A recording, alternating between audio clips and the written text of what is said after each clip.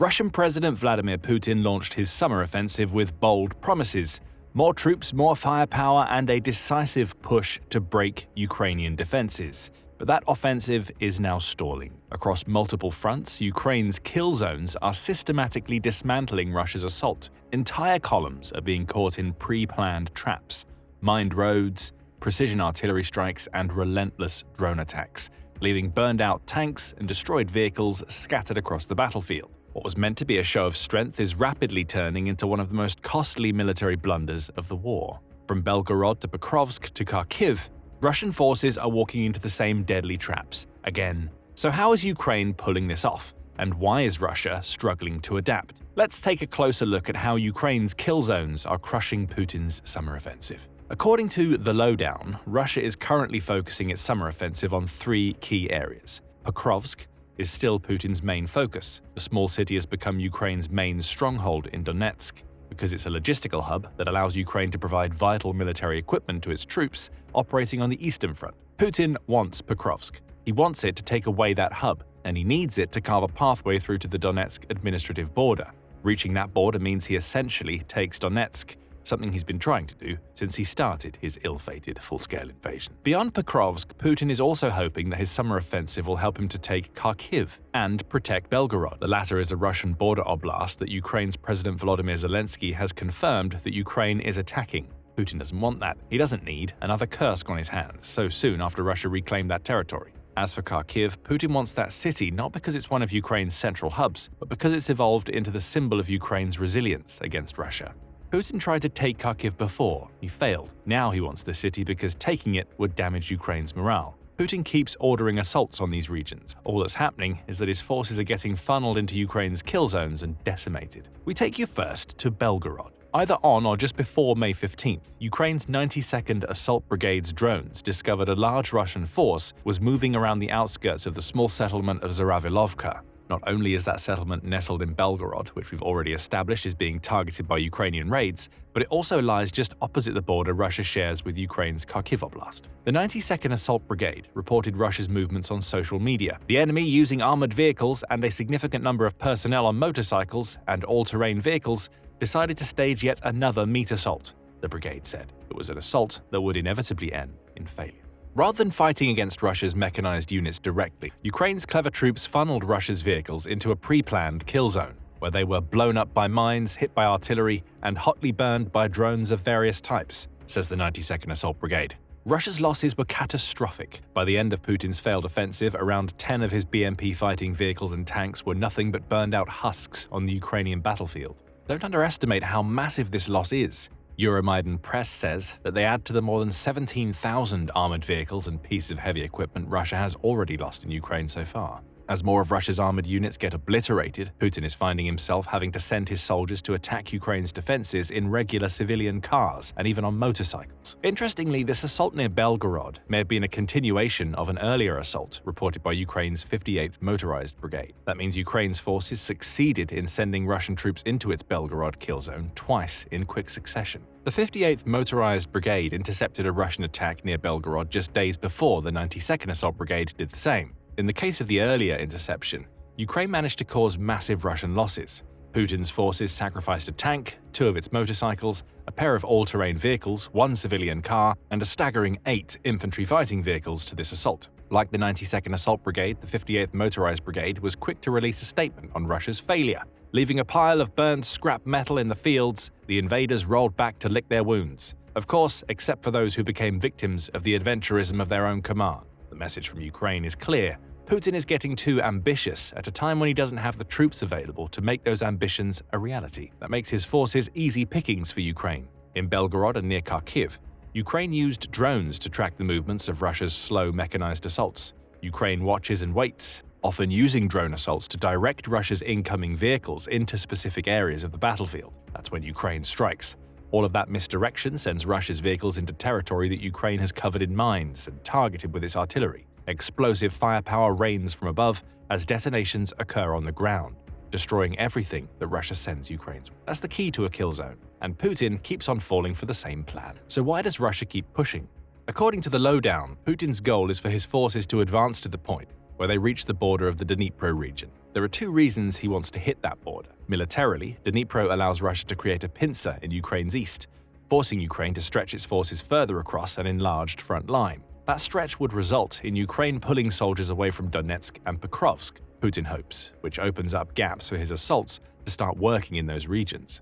Beyond that, reaching the Dnipro border also amounts to an information victory for Putin. He causes a massive blow to Ukraine's morale while securing part of his enemy's logistics network. Putin believes he can use Russia's manpower advantage to secure the win in the Dnipro region. And that advantage certainly exists. Russia has 1.32 million soldiers in its active military, compared to Ukraine's 900,000. Russia also has 800,000 more reserves to call upon, along with 150,000 more paramilitary. However, it's here that Ukraine's kill zone strategy comes into full focus. Ukraine is limited in its ability to protect the tree lines and sheltered settlements where Russia is able to press its numerical advantage to take territory, so it doesn't. Instead, Ukraine sets up kill zones just outside of these covered areas to prepare for future Russian pushes. As soon as Russian soldiers leave the relative safety of the sheltered areas, they're hit hard. Artillery and drone fire rain down and the Russian assaults are pushed back to the sheltered regions. Therein lies the secret to Ukraine's kill zone. Rather than losing thousands of soldiers in direct confrontations with Russia, Ukraine is instead allowing Russia to take small portions of territory. From there, Ukraine baits the Russian soldiers out by defending the territory they really want. The Russian soldiers under Putin's orders have to continue their assaults, so they push further. And in those renewed pushes that take them out of shelter, they become vulnerable to Ukraine's counterattacks.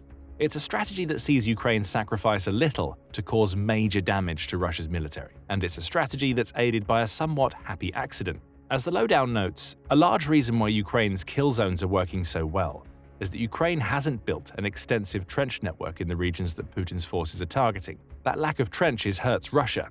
Its infantry can't hunker down in trenches that aren't there, leaving them open to Ukraine's drone and artillery fire. Any attack becomes a risky endeavor, and given that these trenchless patches of land are those Ukraine has used to create its kill zones, Russia can't build the trenches itself. Its troops would be obliterated if they did.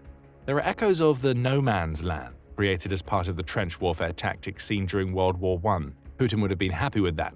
His ideal version of the Ukraine war would see Ukraine build trenches on one side, with Russia having trenches on the other. Both would launch sporadic assaults across no man's land, allowing Russia's manpower advantage to come to the fore. Ukraine was too smart to let that happen. It created kill zones instead. Putin would have hoped to turn into no man's land, with his antiquated trench warfare tactics has instead evolved into Ukraine's kill zones. Ukraine is covering for its manpower shortage with an abundance of drones, says the lowdown, which patrol the kill zone. Those drones are supported by artillery barrages, which are supported by shells from the Czech Artillery Initiative. This collaborative effort, which sees Ukraine's allies donate money to the initiative so it can build shells to send to Ukraine, anticipates delivering around 400,000 more shells to the front line by the end of 2025, to add to the hundreds of thousands it's already sent. Add to all of that the razor wire and anti-tank ditches Ukraine has built into its kill zone. Those measures serve several purposes. Obviously, they slow down Russia's assaults as they're happening. Infantry has to navigate the razor wire, and both tanks and armored vehicles have to negotiate their way through the ditches. However, the razor wire and ditches also serve as an early warning system for Ukraine, along with being one of the key ways Ukraine funnels Russia's troops into its kill zones. The slowdown these measures cause enables Ukraine to monitor Russia's troop movement. Inevitably, those Russian troops divert away from the razor wire and anti-tank ditches, which is precisely what Ukraine wants. And those diversions send the Russians right into the sights of the drones and artillery Ukraine prepares. It's a brilliant strategy, and it's one that's causing sheer panic among Putin's forces.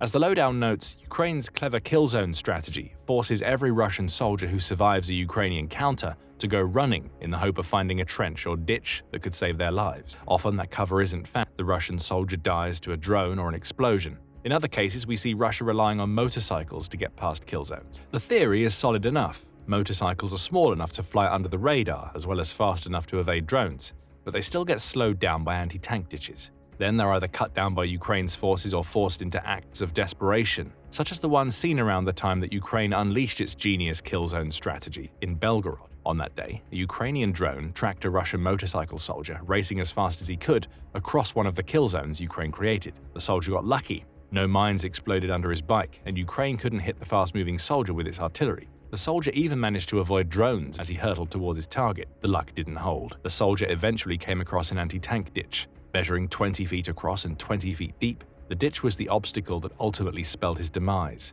The motorcyclist had two options: slow down and make himself a target for Ukraine's kill zone drones, or attempt to jump over the ditch. The soldier went with the latter option, but he failed to leap the ditch. By now you're seeing just how effective Ukraine's kill zones are. Ukraine has employed them all across the front line, which is why we're seeing Russia's summer offensive stall out on Belgorod, Pokrovsk, and every other region Putin targets. So we come to an obvious question: why does Putin keep falling for the same trick over and over again? The answer is that he doesn't really have a choice. Back in November 2024, Foreign Policy published an article noting that Putin's only tactic is throwing human waves at Ukraine. That strategy is born from the manpower advantage we mentioned earlier. Putin believes that these human waves will be enough to gradually break down Ukraine's defenses as he creates a terrifying meat grinder on the battlefield. It's the precise tactic we see in Belgorod, and it's one that Ukraine figured out very early into the war. It's also a tactic that is causing massive Russian losses. On April 30th, the Kyiv Independent reported that Russia had lost 951,960 of its soldiers to death, injury, or capture between February 2022 and the date of the article's publication. The outlet also noted that Russia was losing around 1,100 soldiers daily, over 10,700 Russian tanks, more than 22,000 of Russia's armored vehicles, and 46,611 other vehicles and fuel tanks have also been lost. These catastrophic loss rates are indicative of a Russian leader who has no plan B. All he can do is send soldier after soldier into the meat grinder, many of them falling victim to Ukraine's kill zones, because his only tactic is attritional. Putin believes he can sacrifice so many of his people because Ukraine will eventually run out of ammunition. That doesn't seem to be happening anytime soon. So Putin keeps on falling for the kill zone trick. Beyond Putin's belief in the effectiveness of his attritional strategy, Russia's failure to adapt to Ukraine's kill zones is a problem that runs through its military. As the European Council on Foreign Relations, or ECFR, reports, Putin is at least somewhat aware that the tactics he's using in Ukraine are antiquated. He has to be, otherwise he wouldn't have attempted so many reforms of Russia's military during his time as the country's president. All of those reforms have failed. Before he ever invaded Ukraine, Putin had attempted to deal with Russia's faulty equipment issues, says ECFR. He'd created new military doctrines, attempted to improve the poor training methods Russia employed. Putin tried to do all of this while dealing with the systemic issues within a Russian military where corruption ran rampant and adherence to outdated tactics was the norm. Putin spent big on his attempted reforms. Between coming to power in 2000 and 2021, the year before the Ukraine invasion, Putin tripled Russia's military budget. It rose from $22.84 billion annually to $65.91 billion, with those 21 years of gradually increasing spending amounting to $1.1 trillion dedicated to reforming Russia's military. None of it worked. It's difficult to determine precisely why Putin's reforms failed. Too much of a focus on measurable factors such as troop and equipment numbers may have played a role. That over-focus on such areas may have prevented Russia's defense industry from innovating and could have distracted it from figuring out how to combine its army, air force, and navy, so those three core components could launch joint assaults against Ukraine. Ultimately, the reasons for the failure of Putin's reforms don't matter.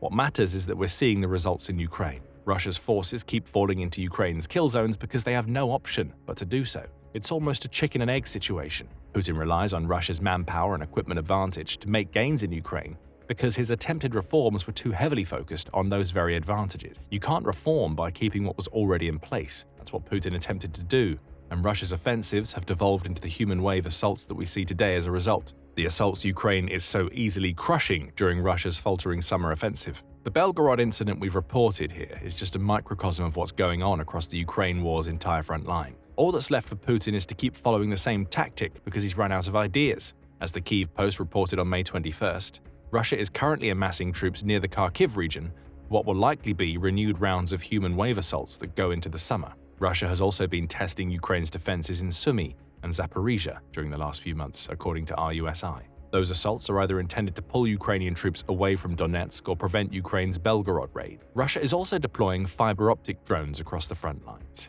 These drones, which can fly for between 9 and 18 miles, are immune to jamming, though Ukraine says that it still has ways to counter them. Putin is amassing forces for a new offensive. His goal is clearly to take more Ukrainian land he can use as leverage in future peace talks. However, Putin will soon discover that this goal is unachievable because his looming summer offensive is doomed to failure. That's according to Dmytro Zhmylo, who's the executive director of the Ukrainian Security and Cooperation Center. Speaking to The Telegraph, he says, "For now, any offensive by Russia on the front line is impossible. Russia does not have any big military victories on the front line, so they want to give the impression that there are huge movements and advantages. That's what Russia's summer offensive will be reduced to. Putin will try to pull the wool over the eyes of the rest of the world by constantly moving his troops around while launching human wave assaults against Ukraine. But the reality on the ground is that thousands of Russia's soldiers, along with hundreds of units of its equipment, will simply fall victim to Ukraine's kill zone. Those kill zones have destroyed Russia's summer offensive before it's really even started. Putin is doing nothing more than sending his soldiers into disaster. But what do you think about Ukraine's kill zone strategy? Is it the key to Ukraine's defense of its most vital territory? Do you think Putin will eventually find a way to adapt, falling for the same trick? Let us know your thoughts in the comments, and remember to subscribe to The Military Show for more up-to-date videos covering the latest Ukrainian tactics against Russia.